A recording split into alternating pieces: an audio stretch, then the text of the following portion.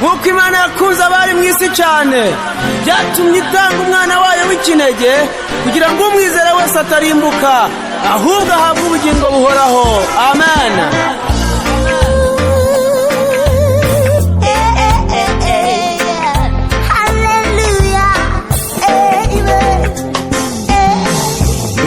urukundo rw'Imana yacu nawarontora ko rungana isumba ukwezi isumba izuba kandi kuzimu rugerayo. watumye Yesu aza mw'isi yacu ng'indushya tuhure na cya kirara cy'inzererezi rwatumye sa cyakira. urukundo rw'Imana yacu bagerera ijoro n'isi baruririmbe kugeza iteka ryose.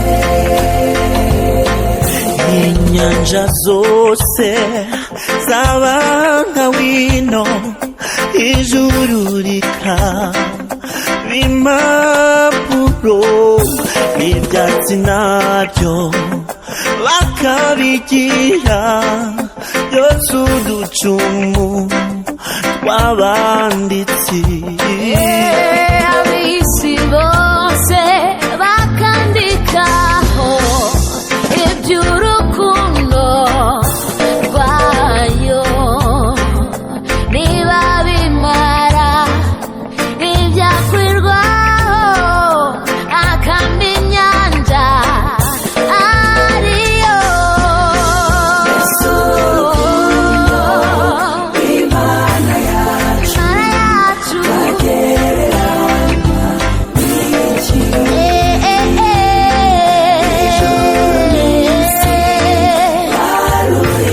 baruririmbe kugeza iteka ryose. ingoma zose zo mw'isi yacu zijya zihita zishiraho abantu Imana nibayisenge bazapfubuza bikwibukwa. nyamara urwo rukundo rw'Imana rutagira akahero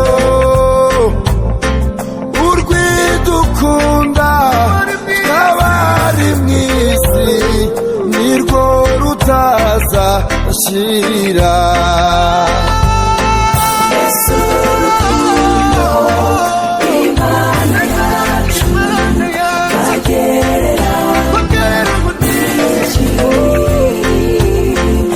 ijoro n'isi baruririmbe kugeza iteka ryose.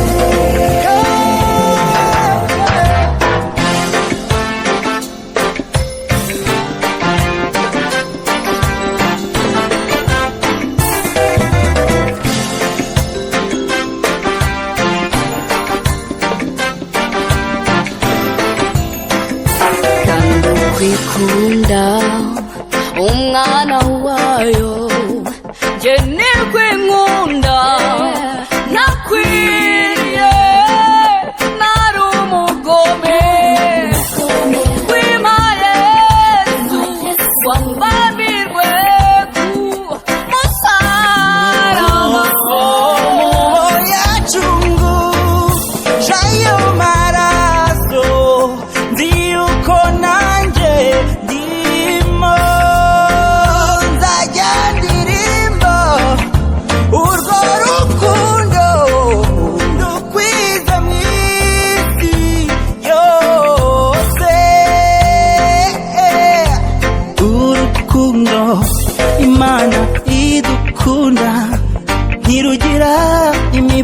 sinkurwa oya sinkurwa abantu